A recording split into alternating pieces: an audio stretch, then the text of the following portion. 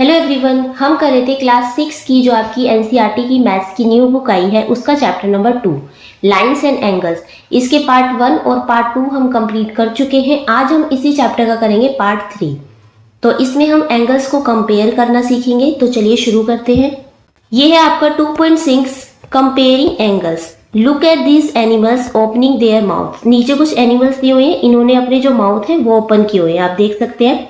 Do you see any angles here? क्या आप इसमें कोई एंगल देख रहे हैं? तो हाँ बिल्कुल, देखो एक इसके में है इस तरह स्नेक के में, ये हो गया इसके रेज और यहाँ हो गया इसका वर्टेक्स। ठीक है, एक फिश का देखो, इसने थोड़ा सा ये जो मुंह खोला हुआ है इसमें भी वर्टेक्स है और रेज है। ठीक है, फिर ये जो चिड़िया है, चिड़िया का बच्चा, यहाँ देखो इसने इस तरीके से, ये हो गए इसके वर्टेक्स और रेज। एक इसमें है यहाँ पे मगरमच्छ के मुंह में, ये हो गया इसका वर्टेक्स और ये हो गया इसके रे। ठीक है, इसमें ये एंगल यहाँ बन रहा है, इसका एंगल यहाँ है, फिश का यहाँ है और इसका स्नेक का यहाँ है। Okay, if yes mark the arms and vertex of each one. तो हमने इसमें वर्टेक्स और आर्म्स देखे इसके सबके, जैसे इस तरीके से खुला है तो ये हो जाएंगे इसके आर्म्स और ये हो जाएगा एंगल और यहाँ है कॉर्नर पे वर्टेक्स।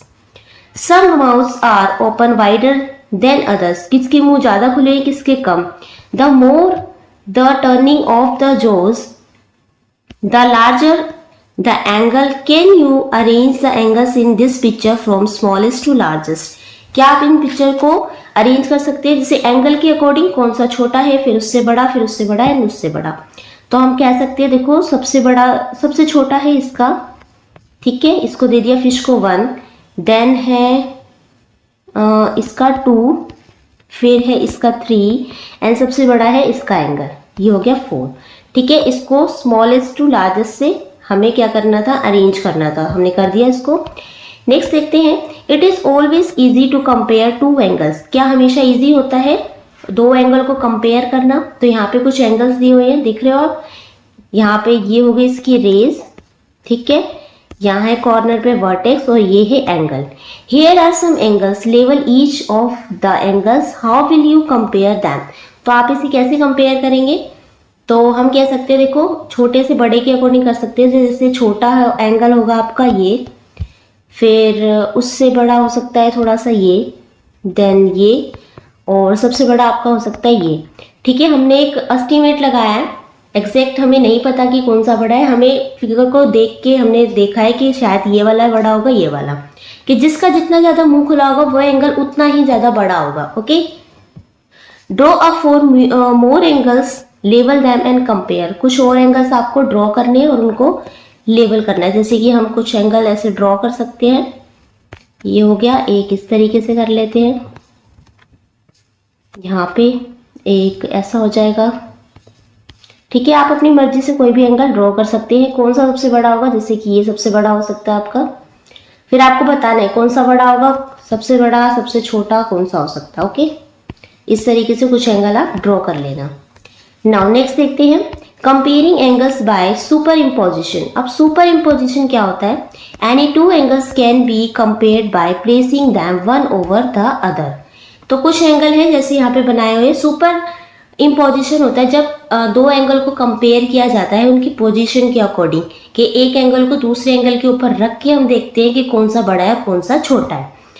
जैसे by super imposition, by super imposition the vertex of the angles must overlap. तो किसी भी दो एंगल में सुपर इम्पोजिशन देखने के लिए आपको बहुत ज़रूरी है कि दोनों के जो वर्टेक्स होते हैं वो ओवरलैप होने चाहिए।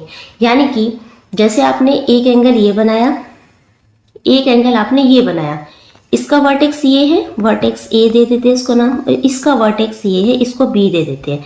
तो जब आप कंपेयर करते हैं सुपर इम्पोजिशन से, तो एक एंगल को आपको इसके ऊपर रख के देखना होगा। इसके ऊपर कैसे रखेंगे? तो जो ये वर्टेक्स है ना ए वाला, वो ए बी वाले वर्टेक्स के बिल्कुल ऊपर आना चाहिए, ओवरलैप होना चाहिए, तभी आप उसमें कंपेयर कर सकते हैं। आगे पीछे नहीं होना चाहिए, बिल्कुल एक के ऊपर एक रखा होना चाहिए, तभी हमें पता लगेगा कि कौन सा एंगल बड़ा है कौन सा छोटा है। After super imposition it becomes clear which angle is smaller and which is larger. तो सुपर इम्पोजिशन से हमें पता लग जाता है कि कौन सा हमारा जो एंगल है स्मॉलर है यानी छोटा है, कौन सा लार्जर यानी कि बड़ा है। नीचे कुछ एंगल दिए हैं, दिख रहा है आपको, जैसे फर्स्ट है ABC, फिर है PQR, और इसको ABC को PQR पे रखा हुआ है यहाँ पर, इस वाले एंगल को देखो, तो ये है ABC, दिख रहा है आपको, BC और PQR। तो जो Q है और B है, इनको एक के ऊपर एक रखा हुआ है यहाँ पे, दिख रहा है आपको, बिल्कुल ओवरलैप करके रखा है। अब हम देख सकते हैं कि कौन सा बड़ा है, तो आप देख रहे हो कि ABC तो यहाँ है और PQR ऊपर है, तो कौन सा बड़ा है? तो बिल्कुल आसानी से हम बता सकते हैं कि PQR ही बड़ा है, ठीक है, क्योंकि ABC तो इसके अंदर आ जा रहा है, तो इट मीन्स PQR बड़ा एंगल है। The picture shows the two angles in positions. It is now clear that PQR is larger than angle ABC. तो इस पिक्चर को देख के हम आसानी से बता सकते हैं कि कौन सा एंगल बड़ा है, PQR एंगल ABC एंगल से बड़ा है। कैसे पता लगा हमें? सुपर इम्पोजिशन से। अब है equal angles. Now consider angle AOB, ये है आपका एंगल AOB, देन XOY, ये है XOY in the figure which is greater. अब आपको इन दोनों बताने की कौन सा बड़ा है, तो आप देख रहे हो AOB को XOY के ऊपर रखा है। इस वाली फिगर को देखो कि AOB जो एंगल है XOY एंगल के बिल्कुल ऊपर रखा हुआ है। इसमें सबसे पहले ये वाला जो वर्टेक्स है O वर्टेक्स और इसका वर्टेक्स एक के ऊपर एक यहाँ रखा हुआ है, दिख रहा है आपको, बिल्कुल एक के ऊपर, एकदम ओवरलैपिंग है। तो इसलिए ओवरलैप सुपर इम्पोजिशन में सबसे ज़्यादा जरूरी है कि वर्टेक्स ओवरलैप जरूर होने चाहिए, ये मस्ट है इसमें। तो हम देख सकते हैं कि कौन सा बड़ा है, इसमें पता ही नहीं लग रहा, दोनों जो रेज है एक के ऊपर एक फिट हो गई अच्छे से, यानी कि दोनों एंगल क्या है, बड़े हैं। अगर मान लीजिए ये एंगल 50 एंगल का है, 50 डिग्री का है, तो ये भी क्या होगा, 50 डिग्री का ही होगा, क्योंकि दोनों एंगल सेम है। अगर मान लीजिए ये 100 एंगल का है, 100 डिग्री का है, तो ये भी क्या होगा, 100 डिग्री का होगा, क्योंकि दोनों एंगल क्या है, सेम है, इनकी रेज भी एकदम सेम है, इनका एंगल भी सेम है, इनका वर्टेक्स भी सेम है।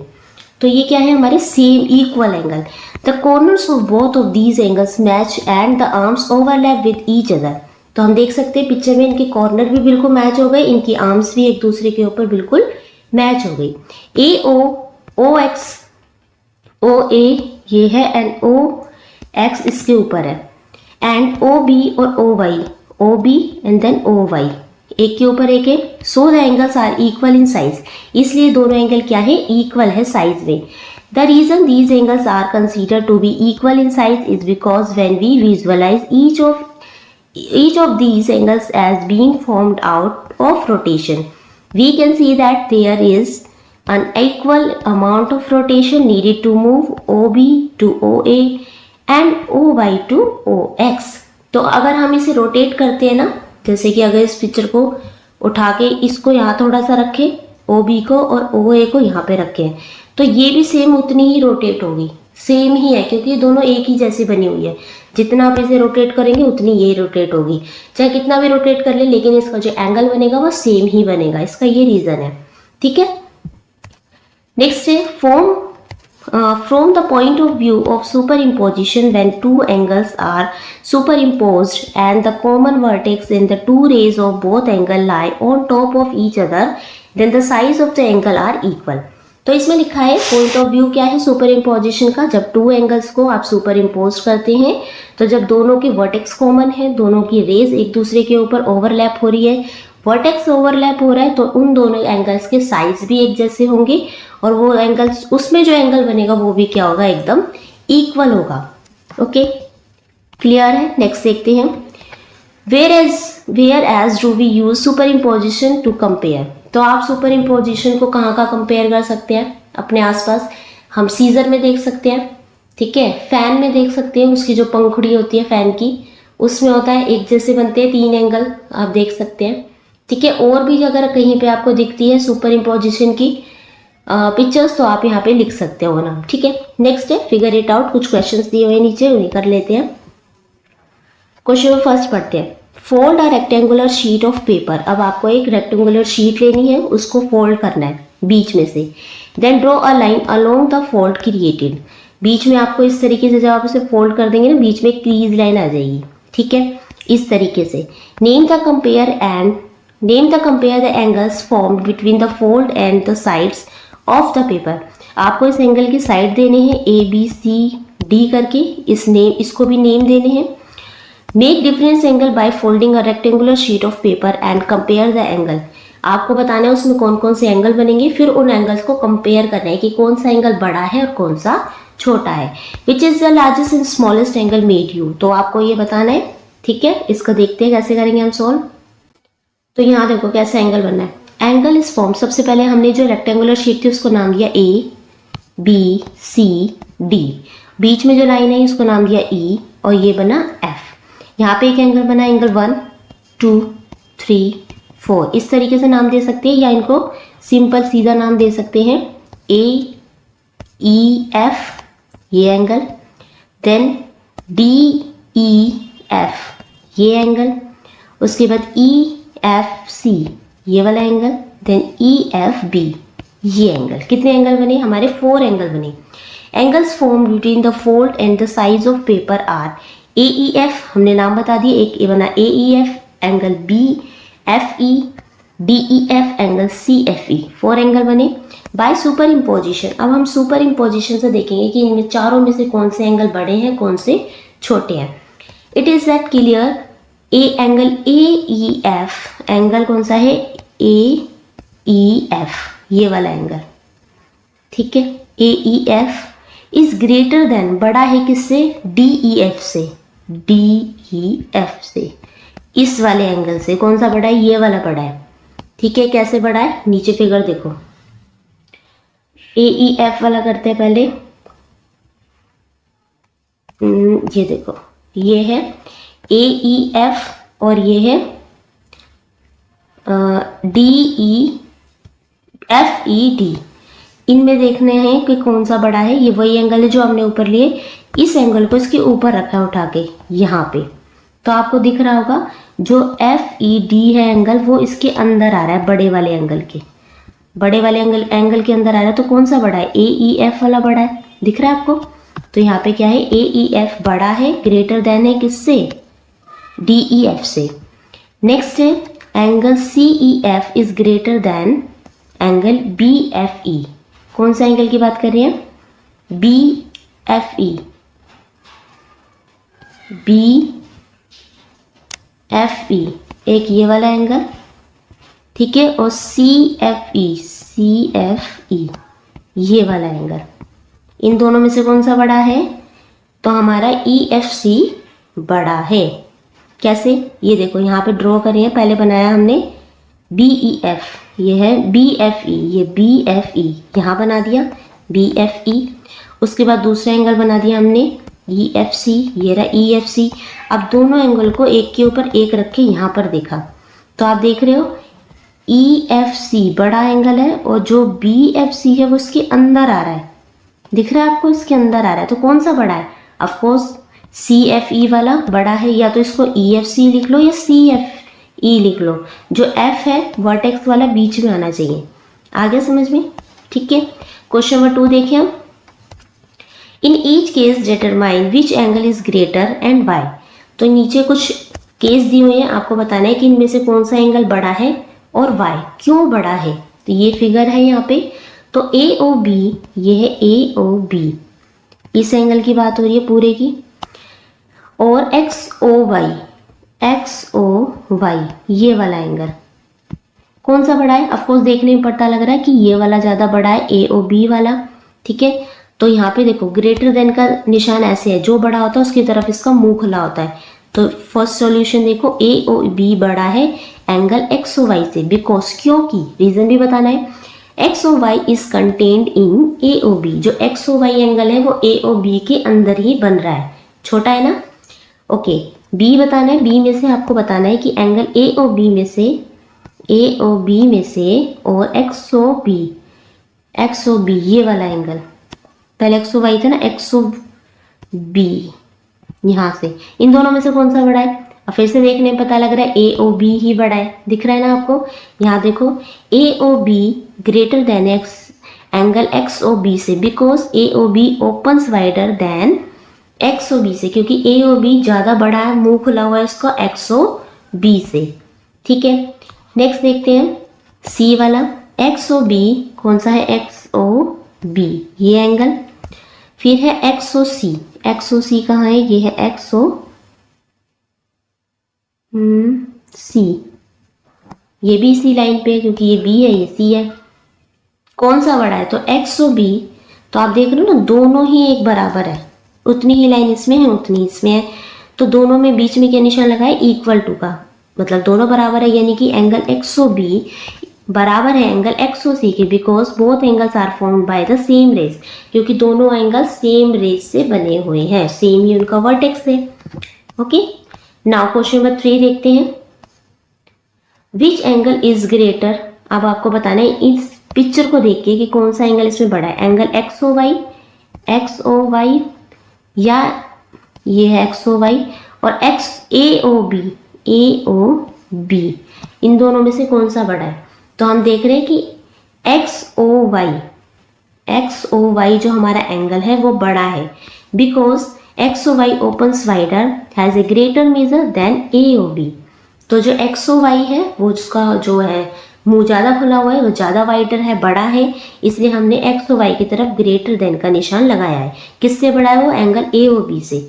इस पिक्चर में आप एंगल को इस तरीके से मेजर करके देख सकते हैं कौन सा बड़ा है।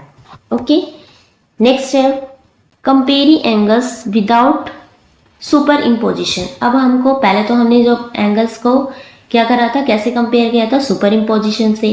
अब हमें कंपेयर करने हैं यही एंगल विदाउट सुपर इम्पोजिशन से। कैसे करेंगे इसे, two cranes are arguing about who can open their mouth wider. अब यहाँ पे टू क्रेन्स दी हुई हैं, दोनों क्या कर रही है, आपस में आर्ग्यू कर रही है कि मेरा मुंह मतलब ज़्यादा वाइडर है, ज़्यादा खुल रहा है, या मेरा मुंह। तो दोनों आपस में क्या कर रही है, आर्ग्यूइंग कर रही है। Who is making is bigger angle, तो आप देख सकते हैं कि दोनों में से किसका एंगल बड़ा बन रहा है, ये है इसका, देन ये है इसका। अगर इसको उठा के इस पे रखेंगे, मुझे तो इसका बड़ा लग रहा है, इसको 1 नाम दे देती हूँ, इसको 2, तो इसका बड़ा लग रहा है ज़्यादा। Let us first draw their angles, how do we know which one is bigger, as seen before one could trace these angles, superimposition them and then check what we can do it without superimposition। तो हमने तो एक तो देख के estimate लगा के बता दिया कि कौन सा बड़ा है, ठीक है। क्या हम इसे विदाउट सुपरइम्पोजिशन से कर सकते हैं, कैसे करेंगे वो हम इस चैप्टर में सीखेंगे। We have a transparent circle which can be moved one place of figure, can we use this for comparison। तो हमें ये देखना था कि इसमें से कौन सी क्रेन का जो एंगल है वो बड़ा है, मतलब किसने, कौन सी क्रेन ने सबसे ज़्यादा माउथ खोला है, जिसका सबसे ज़्यादा माउथ खुला होगा उसका ही एंगल बड़ा होगा। तो हमें विदाउट सुपर इम्पोजिशंस के ये चेक करना था। तो हमें क्या लेना है, सबसे पहले उन्होंने बोला है कि एक लेना है हमें ट्रांसपेरेंट सर्कल। ट्रांसपेरेंट सर्कल क्या होता है, ट्रांसपेरेंट वो चीज़ होती है, वो शीट होती है जिससे हम आर पार देख सकते हैं। जैसे कि आप फिगर में देख सकते हैं, इस तरीके का एक सर्कल कट किया, ठीक है। और अब हम इस सर्कल से क्या करेंगे, दोनों का एंगल्स का कंपैरिजन करेंगे कि कौन सा बड़ा है। Let us place on the circular paper on the angle made by the first crane. तो जो फर्स्ट क्रेन है उसका जो एंगल है, इस तरीके का एंगल उस पेपर पे ड्रॉ करा। देन क्या करा, जो ये सर्कुलर जो शीट थी ट्रांसपेरेंट, वो उस एंगल के ऊपर रख दी। आप देख सकते हैं ना पिक्चर में, शीट के ऊपर तो ये एंगल ड्रॉ कर रखा है, फिर ये जो सर्कल है वो उसके ऊपर रख दिया। तो ट्रांसपेरेंट होने के कारण पीछे से वो एंगल भी हमें दिख रहा है ना। Then the circle is placed in such a way that its centre is on the vertex of the angle. क्या ध्यान रखना है आपको, जो सर्कल है इसका जो सेंटर है, दिख रहा है ये वाला सेंटर, वो जो एंगल है उसके वर्टेक्स को टच करना चाहिए, बिल्कुल वहीं रखना है। एंगल का वर्टेक्स क्या है, ये है O, और जो हमारा सर्कल का भी सेंटर पॉइंट क्या है O, तो बिल्कुल एक दूसरे के ऊपर मिलाकर रखना है ऐसे, ठीक है। Let us marks the points A and B on the edges circle at the points where the arms of the angles pass through the circle. अब क्या करना है आपको, सर्कल पे जहाँ पे एंगल बन रहा है ना वहाँ पे पॉइंट लगा देने हैं। कहाँ पे बनना है, एक पॉइंट को दे दिया A नाम, दूसरे पॉइंट को यहाँ पे लगा के दे दिया B नाम, दिख रहा है आपको, ठीक है। अब ये ट्रांसपेरेंट शीट की जो पेपर है हमने इसके ऊपर टच कर लिया, A और B दिख रहा है, ये पॉइंट लगा लिया हमने। अब देखते हैं दूसरा कैसे करेंगे। Can we use this to find out if this angle is greater than or equal to or smaller than the angle made by the second crane. अब क्या करना है, अब आपको दूसरा सेकंड क्रेन जो है उसके हम जो एंगल है वो ड्रॉ करेंगे। फिर हम देखेंगे कि वो एंगल ग्रेटर देन है, इससे बड़ा है, इसकी इक्वल है या इससे छोटा है। Let us place it on the angle made by the second crane so that the vertex coincides with the center of the circle and one of the arms passes through OA। अब इसको जो हमने दूसरा draw करा ना angle, दूसरा जो crane का माउथ था वो हमने इस पेपर पे ड्रॉ करा। फिर वो जो सर्कल था ट्रांसपेरेंट सर्कल वो इस पेपर पे रखेंगे जिस पे हमने टिक लगा रखा था। तो पहले टिक देख रहे हो आप, ए है और बी है जो पहले का लगा रखा था। अब हमने जो सेकंड जो एंगल है उसके ऊपर जब ये सीट रखी तो आप देख सकते हो कि ये जा रही है एक एंगल और एक यहाँ जा रहा है। तो ए वाला तो बिल्कुल एक्स वाई के ऊपर जा रहा है, एक्स वाले के ऊपर, सेंटर से सेंटर बिल्कुल मैच है, मतलब सर्कल का सेंटर और एंगल का वर्टेक्स बिल्कुल मैच कर रखा है। अब देखो जो पहले वाला एंगल था उसका तो यहाँ पे था पॉइंट बी पे, लेकिन दूसरे वाला एंगल कहाँ पे, वाई वाला, उसके अंदर है। तो इट मीन्स हमें पता लगता है कि जो पहले वाला क्रेन है उसका माउथ हमें बड़ा लग रहा है। और अब हमने इस सर्कल से, ट्रांसपेरेंट सर्कल से भी इसके मेजर करके देखा तो कौन सा बड़ा आ रहा है, पहले वाला ही बड़ा आ रहा है। ठीक है, can you now tell which angle is bigger, कौन सा बिगर है, यानी कि पहला वाला जो क्रेन है वो बिगर है। Which crane was making the bigger angle, हमने बता दिया। If you can make a circular piece of transparent paper, try this method to compare the angle in figure 2.10 which each other. अब आपको इसी method, इस transparent circle को आप बहुत सारे कट कर लेना, ट्रांसपेरेंट सर्कल, ठीक है। फिर आप और सारे जितने भी एंगल्स आप ड्रॉ करेंगे उनको आप मैच करके देखना कि इनमें से कौन सा बड़ा है। अब इन्होंने बोला है कि जो फिगर है 2.10, इसको आप भी फिगर को क्या कर सकते हैं, मैच करके देख सकते हैं, उसे मेजर करके देख सकते हैं। ठीक है, नेक्स्ट है मेकिंग रोटेटिंग आर्म्स। 2.7 अब आपका शुरू हो जाता है। Let us make rotating arms using 2 paper straws and a paper clip by following these steps.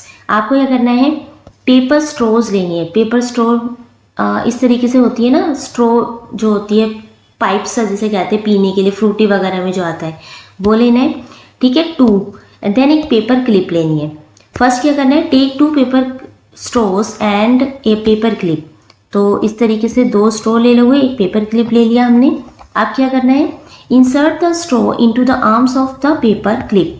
इस तरीके से आपको जो पेपर क्लिप है दोनों स्ट्रॉ के अंदर इंसर्ट कर देनी है, घुसा देनी है। ठीक है, थर्ड है your rotating arms is ready. अब ये रोटेट होएगा, आगे पीछे घूम सकता है। ठीक है, नाउ क्या करना है, make several rotating arms with different angles between the arms. Arrange the angles you have made from smallest to largest by comparing and using superimposition. क्या करना है अब आपको अलग अलग ऐसे एंगल बनाने हैं। आप एक से भी कर सकते हैं, जैसे कि अब ये मूव हो सकता है तो इस तरीके से मैंने रखा है। अब आप इसको थोड़ा सा अंदर भी कर सकते हैं, ऐसे भी कर सकते हैं, इसको इस तरीके से एंगल भी बना सकते हैं। आप एक ही से बहुत सारे बना सकते हैं, स्मॉलेस्ट से लेकर लार्जेस्ट तक बना सकते हैं। और इसमें सुपर इम्पोजिशन का यूज़ करके आप उसको मेजर भी कर सकते हैं। Passing through a slit, collect a number of rotating arms with different angles, do not rotate any of the rotating arms during the activity. अब आपको क्या करना है, दोबारा से अब हम करेंगे पासिंग थ्रू अ स्लिट। इससे हम एंगल को मेजर करेंगे। क्या करना है, कलेक्ट करना है आपको अलग अलग डिफरेंट टाइप्स के एंगल। ठीक है, इस तरीके से कोई ऐसे ले लोगे, कोई बड़ा ले लोगे, कोई इस तरीके से ऐसा। ठीक है, अलग अलग टाइप के आपको एंगल ले लेना है। डू नॉट रोटेट, आपको उनको रोटेट नहीं करना है, बिल्कुल फिक्स लेने हैं ऐसे। एंड अब इस एक्टिविटी में हमें रोटेट नहीं करना। क्या करना है, take a cardboard and make an angle slit as shown below by tracing and cutting out the shape of one of the rotating arm. एक कार्डबोर्ड लेना है, ठीक है, उसमें से आपको एक जो एंगल है उसको ड्रॉ करके और कट कर लेना ऐसे के। और फिर जो और एंगल जो आपने बनाए हैं अलग अलग टाइप के इस तरीके के, वो इसमें से पास करके देखना क्या इसके अंदर से पास हो रहे हैं। ठीक है, जैसे ये वाला पास हो जाएगा, ये वाला करके देखना। अगर ये वाला पास नहीं हो रहा तो इट मीन्स ये वाला बड़ा है। ये वाला करके देखो, ये अगर इस यहाँ पे आ रहा है तो यानी कि ये छोटा है। तो ऐसे आपको इस तरीके से भी आप स्लिट तरीके से भी आप इसको कंपेयर कर सकते हैं एंगल्स को कि कौन सा लार्जर है और कौन सा स्मॉलेस्ट है। Now shuffle and mix up all the rotating arms. Can you identify which of the rotating arms will pass through the slit? तो जितने भी आपने जो रोटेटिंग आर्म्स बनाए थे एंगल ये वाले, उनको आपको क्या कर देना है, शफल कर देना है, एकदम मिला देना है, मिक्स कर देना है। फिर आपको आइडेंटिफाई करना है कि इनमें से कौन सा रोटेटिंग आर्म इसमें से आसानी से थ्रू हो जाएगा, पास हो जाएगा इसमें से। ठीक है, नेक्स्ट है the correct one can be found by placing each other rotating arms over the slit. Let us do this for some of the rotating arms. तो इस तरीके से आपको अलग अलग कार्डबोर्ड से भी आप ये काम कर सकते हैं, या एक कार्डबोर्ड बना लो और उसमें से आप देख रहे हो जैसे कि एक कार्डबोर्ड है, उसमें से फिर ये वाला इस पे लगा के देखा। आप ध्यान से देखो इस फर्स्ट फिगर को, वर्टेक्स से वर्टेक्स मैच कर रखा है हर में, दिख रहा है। अब इसमें से ये वाला पास नहीं हो पाया, यानी कि ये वाला एंगल छोटा है। उसके बाद ये वाला देखो, ये यहाँ पे बड़ा आ गया। ठीक है, फिर ये वाला एंगल देखो, ये आसानी से पास हो गया। अब इस नीचे फिगर में क्या लिखा है, slit angle is greater then the arm angles. तो जो स्लिट वाला एंगल है, यानी कि जो इस कार्डबोर्ड पे जो एंगल बना हुआ है वो क्या है, लार्जर है, बड़ा है। The arms will not go through the slit, इसलिए जो आर्म वाला एंगल है, आर्म्स वाला जो हमने बनाया है, वो इसमें से क्या हो रहा है, पास नहीं हो पा रहा। सेकेंड देखो, slit angle is less than the arms angle, the arms will not go through the slit. अब जो स्लिट एंगल है वो क्या है, छोटा है, लेस देन रह गया इस बड़े वाले से, आर्म्स वाले एंगल से। आर्म्स वाला एंगल क्या है, बड़ा है, क्योंकि इसकी ये वाले देखो आर्म कहाँ जा रही है, यहाँ तक जा रही है। नेक्स्ट है third one, slit angles is equal to the arms angle. अब इसमें जो स्लिट एंगल है और आर्म एंगल के दोनों क्या है, इक्वल है, वो आसानी से इसमें थ्रू आउट हो रहा है। तो the arms will go through the slit, इसमें से जो आर्म्स एंगल वाला है वो क्या हो रहा है, स्लिट में से पास हो रहा है। तो यानी कि दोनों क्या है, इक्वल है ये वाले। Now only the pair of rotating arms where the angle is equal to that of the slit passes through the slit. Note that the possibility of passing through the slit depends only on the angles between the rotating arms and not on their length, as long as they are shorter than the angle of the slit. तो ये क्या कह रहे हैं, angle जो है, अगर आपने एक एंगल ये रहा, देखो एक एंगल ऐसा लिया और दूसरा एंगल इस तरीके से लिया, ठीक है, और एक ये पासिंग स्लिट है आपका, इसमें से आपको ये दोनों पास करने हैं। तो कह रहे कि अब इसका जो एंगल है, इसका जो एंगल है वो सेम है, बस क्या है, इसकी जो रेज है वो छोटी है, लेकिन इसकी जो रेज है वो क्या है, थोड़ी सी लंबी है, लेकिन इसमें जो एंगल बन रहा है दोनों का सेम है। ठीक है, तो वही है कि अगर आप स्लिट में से पास शुरू करते हैं तो आर्म्स चाहे कितनी भी बड़ी है वो उस पर डिपेंड नहीं करता। जो वर्टेक्स है ना वो आपका एकदम पॉइंट पे आना चाहिए, और आर्म्स चाहे छोटी हो या बड़ी हो, लेकिन इसमें से पास होती हुई दिखनी चाहिए, इधर उधर नहीं आनी चाहिए। ठीक है, नाउ अब देखो, चैलेंज रिड्यूस दिस एंगल। अब ये कह रही है, अब ये बच्चा कह रहा है इस लड़की से, चैलेंज दे रहा है कि इस एंगल को छोटा करके दिखाओ। एंगल रिड्यूस, ये लड़की क्या करती है, सीजर से इस एंगल को कट कर देती है। The angle is still the same. फिर ये क्या कहता है, एंगल तो अभी भी सेम है।